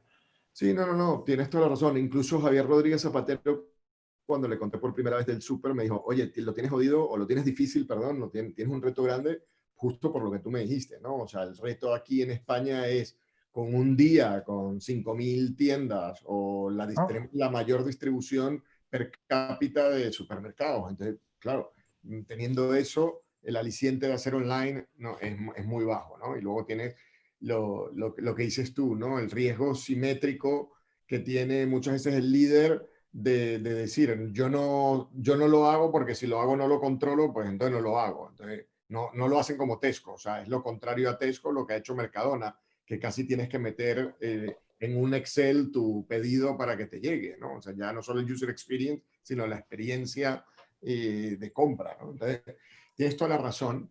Pero ahí también, mira, el caso de Instacart, y no tanto por hablar de Instacart, sino de Venture Capital, y mira como el fundador de Instacart fue y directamente le dieron 40 millones por la idea. O sea, no tenía nada y le dijeron, oye, aquí tienes 40 millones. Su primera inversión fue 40 millones de euros que le dijeron, toma, aquí tienes 40 millones porque yo creo que tú eres capaz de llevar esta idea adelante, ¿no? O sea, entonces vinieron unos venture capital que creo que fueron Andreessen Horowitz los que le dieron, o sea, Sequoia, el que le dio el primer 40 millones o lo que sea, y le dijo al fundador, un tío muy espabilado, de origen Sí, aquí tienes tus 40 millones, ¿no? Sí, de hecho, yo vi el business plan porque justo uno de mis mejores amigos era socio Sequoia, ahora lo acaba de dejar, y justo invirtió cuando estábamos de vacaciones, que hacemos el grupo y me lo enseñó. Entonces, es que eso va con la madurez, ¿no? Un fondo como de Sequoia que le ha hecho 5 veces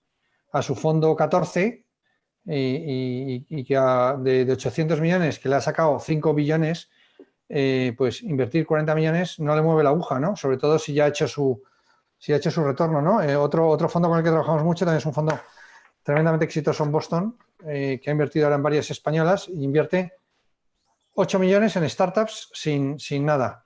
¿Por qué? Porque es lo que puede invertir cualquiera de los associates del fondo sin permiso, que es una fortuna y le ha ido muy bien porque invierte muy bien. Pero es un tema de tamaño. Un fondo como el nuestro de 100 millones no puede poner 40 millones en una industria experimental con una cosa sin... Entonces, y ahí nosotros no tenemos un perfil de riesgo forzosamente diferente al que tienen otros mercados. ¿Que llegaremos ahí? Pues sí, yo he invertido en cosas muy locas, ¿no? Y cosas de cero, pero no puedo poner 40 millones. He invertido en cosas muy locas, 750.000, 1 millón, y con miedo y a ver qué pasa y bueno, pues oye, pero la realidad es que eso va con el ecosistema. Seguro que dentro de 5 años, ojalá podamos poner, igual no 40, pero igual sí 20, 25 en tu próxima idea loca. Porque... Cuenta con ello. Cuenta con ello que lo recibiré. Con gusto. Pero lo importante es que me lo devuelvas luego, no que te lo dé, que eso es fácil. Exacto, lo difícil no es agarrar el dinero, es devolverlo. Es devolverlo. Debo devolver 3 veces más por lo menos. Y, oye, Aquilino, y hablando de ideas locas, ¿qué idea loca has invertido? Si los puedes contar, o cuál ha sido el mayor éxito o la mejor salida a tiempo que hayas tenido, porque no significa siempre oye, puedes haber ganado 10 veces, pero claro, saliste 20 años después, o sea que la TIR te la Sí, fastidió completamente, sí, sí, sí. o eso, ¿no? Entonces, ¿cuál pudiera ser la más loca y cuál pudiera ser la... Mira, Si la más loca, pues es una me vino a ver un business angel, ¿no? O sea, yo hablo con muchos business angels, pues son los que me dicen, oye, de estas he invertido en 4, 3 son una mierda y esta me va fenomenal. Entonces yo estoy siempre... Entonces me vino a ver un amigo mío que es business angel, pero muy mal, o sea, no le dedica nada y me dijo, oye, tengo aquí un amigo que viene, que es un español que lleva 30 años en Canadá, ha sacado una compañía de bolsa en Canadá y ha invertido en una que dice que es muy buena. Entonces quedé con él a tomar un café, 20 minutos. Entonces me contó la compañía, y la compañía era una compañía que me decía, mira, tenemos una tecnología de inteligencia artificial que podemos meter un software en los routers de Telefónica, o sea, de la compañía telefónica que hay en la casa, entonces convierte el router en un radar. Y eso hace que tú puedas detectar si hay movimiento o no hay movimiento en la casa, porque identifica el impacto de las ondas del router en los cuerpos. Entonces, si es capaz de hacer un mapa de la casa y entonces wow. le dije, ¿y eso funciona? Y dice, bueno, tenemos ahí un... Entonces, claro, eso dije, eso tiene un montón de aplicaciones, ¿no? Seguridad, no tienes que poner cámaras, salud, que la gente se mueva o no se mueva, que la gente vaya mucho al baño, poco al baño. Entonces le empecé a dar vueltas a esto.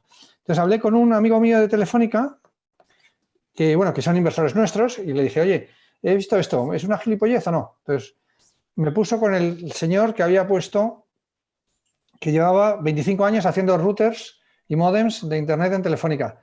Y me dijo, hombre, llevo 5 años buscando esto. Si funciona, mola. Entonces, pues me volé al científico, es un spin-off de una universidad de McGill en Montreal.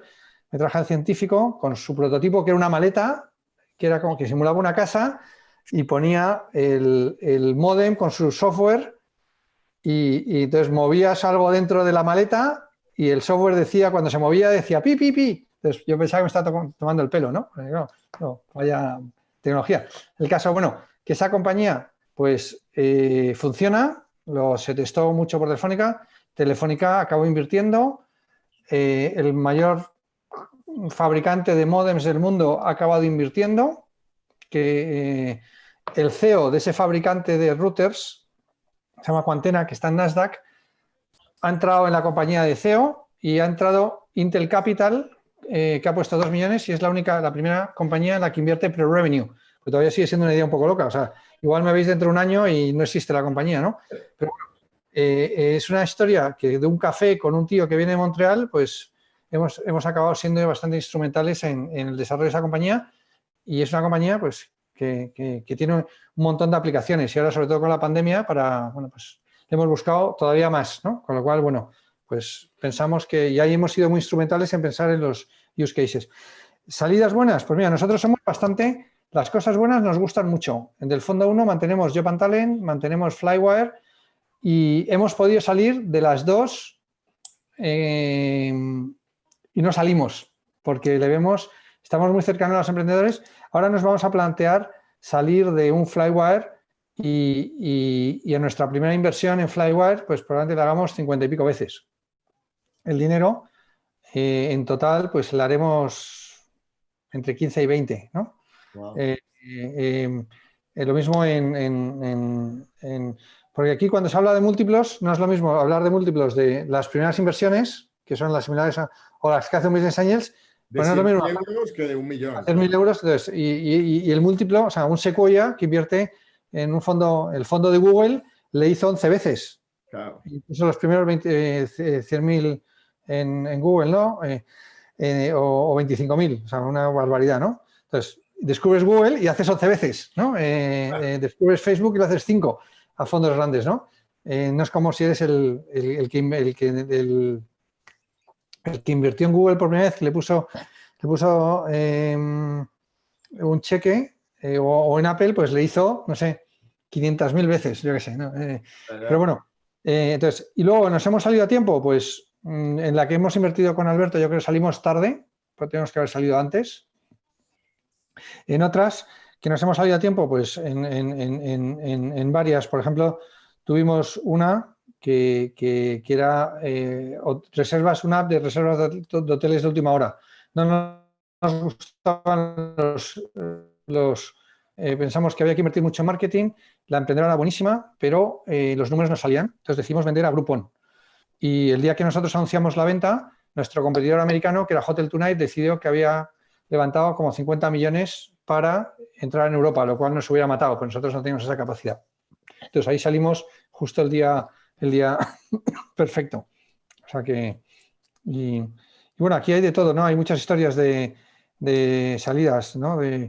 Y los procesos de salida también son bastante variopintos, ¿no? Salimos en Daxborg, que lo hicimos 4 o 5 veces, y se lo vendimos a una compañía en Portland, Oregon, que nunca había adquirido una compañía en su historia. Pero el fundador, en una noche de cabreo o de fluvios etílicos, no sé muy bien, le mandó un mail al CEO de esta compañía diciéndole: oye, admiro mucho lo que has hecho, pero tu frontend es una mierda, te lo podemos mejorar. Y el CEO contestó y acabó comprando una compañía, y el tipo se fue a Portland, Oregon, y bueno, sacaron a bolsa la compañía. Tú la conocerás muy bien, es New Relic. Y es una compañía que hicimos IPO, o sea, hicimos un IPO indirecto, y de IPO nosotros vendimos enseguida, a los 6 meses, pero desde entonces se ha multiplicado por 5, o sea, le podríamos haber sacado mucho más, pero no estamos en el negocio de invertir en bolsa en Nasdaq, estamos en el negocio de invertir en... Pero bueno, Diego, que es el founder, pues está encantado, ¿no? Está feliz, y ahora Diego ha vuelto, ahora vive en La Coruña y le hemos contratado, nos hemos asociado con él para desarrollo del mercado gallego, ¿no? O sea, que también es una forma bonita de dar vueltas, ¿no? Qué Él bueno. ya no trabaja y quiere ayudar a emprendedores, pues lo hace con nosotros, ¿no? Y a nosotros nos ayuda a identificar y a analizar compañías. Oye, qué bueno. Oye, Aquilino, por no quitarte más tiempo, porque sé que aparte tienes el cumpleaños de tu hijo hoy, que, oye, te agradecemos muchísimo que hayas liado. Una última pregunta que me vienen por acá. Me dice una persona: ¿qué tiene que hacer una startup hoy con proyección internacional? Por ejemplo, en este caso es una de turismo y eventos, para atraer la atención potencial de cualquier inversor. Él dice que ha salido desnudo en un vídeo, que ya lo intentó y que no funcionó, que ha hecho todo. ¿Qué 2 recomendaciones le darías tú a José, por ejemplo, en este caso, o a cualquier persona que quiera llamar la atención de los venture capital, que quiera reunirse con cualquier venture capital, contigo o con cualquiera, ¿no? Pero, ¿qué 2 tips, así, 2 cosas que tú le dirías? Bueno, lo primero, que investigue cuál es el portfolio del venture capital con el que quiera hablar, que investigue su LinkedIn y que se busque introducciones afines, ¿no? Y que puedan hablar por parte de él. Y sobre todo, no con cualquier inversor, sino con un inversor que esté interesado en el stage. A mí muchas veces me llegan cosas muy semilla. Tú me mandaste otro día una cosa muy semilla que le tengo que contestar, pues lo que le voy a contestar es: mira, está demasiado temprano, entiendo perfectamente lo que quieres hacer, call me later, ¿no? Pero ahora no puedo invertir 1 hora o 2 horas contigo, ¿no? Pero buscar una intro o una introducción cercana a través de una persona en común. Eso funciona siempre, o sea, funciona en cualquier lado, ¿no? Ese es un tip. El segundo tip, que es lo opuesto, el email funciona menos, pero bien escrito y al punto y con un deck de inversores funciona. O sea, mandar un mail de 27 páginas contando todo ahí, no, pero si es un buen deck de inversores, con un email verdaderamente punchy, puede funcionar. Y ahí yo le daría muchísima importancia al deck de inversores. O sea, el deck de inversores, que es la herramienta de comunicación, dedicarle tiempo. Hay muchísimo más material y documentación online para hacerlo. Y no se trata de hacer una cosa de vendeburras, pero sí se trata de hacer algo que en muy poco tiempo pueda capturar la atención de ese inversor. DocSend, que es una tecnología que analiza, tú lo mandas, no tienes que mandar el attachment, sino que está en la nube, y entonces analiza cada inversor cuánto tiempo está y qué página se detiene. Eso es muy útil. Entonces, que utilice DocSend. Pero las estadísticas de DocSend es que un inversor medio está menos de un minuto viendo tu deck. Con lo cual, tiene que ser verdaderamente muy... Tienes que llamar la atención por producto, por equipo, porque hayas conseguido 27.000 millones en ventas, porque tengas unos grandes clientes, pero tienes que elegir muy bien cuáles son esos 2, 3, porque la realidad es que hay mucha competencia por la atención de los VCs, ¿no? Y muy poco tiempo, ¿no? O sea, mucha métrica, lo que decías antes, ¿no? Que veis 1.000 compañías, invertís en 10 o 3.000. Exacto. Y de las 1.500, 700 ni le dedicamos 10 segundos, ¿no? Y otras les dedicamos 4 minutos, otras le dedicamos 3 reuniones y otras le dedicamos 3 meses, ¿no? O sea, que vamos avanzando en el proceso. Claro, y eso es lo bueno de lo que decías, de tener un buen criterio de inversión, de saber, de tener claro a qué decir que sí, qué decir que no. Exacto. Tal. Por eso también es bueno lo que dices tú de hacer el research de quién, ¿no? Sí. Pues muchas veces yo como emprendedor del otro lado y como inversor también, pero como emprendedor, muchas veces digo, es el negocio más desagradecido que hay, porque vas a tener 99 noes. Exacto. Sí, oye, pero lo bueno es que solo necesitas un sí. Claro, exacto. No. Y tal. Lo que pasa es que los 99 te deprimen. Entonces, Sí. Que también ahí, cuando te dicen que no, también es importante pedir feedback. Pedir feedback siempre. Muchas veces te van a decir, no, es muy temprano, no me gusta. O sea, igual puede ser muy genérico, pero con educación puedes sacar bastante buena información de los noes, ¿no? Bueno, saludamos a Rubén, que estaba por aquí, que lo mencionaste antes, socio, Rubén Lerner, así que lo saludamos, que estaba por aquí. Nada, Aquilino, mil gracias por todo. Seguimos la conversación en chat Aquilino, mdf.ms/chat Aquilino. Seguimos con Aquilino la conversación para los que quieran. Contestará una vez al día o cada cierto tiempo, pero bueno, seguimos ahí. Sí.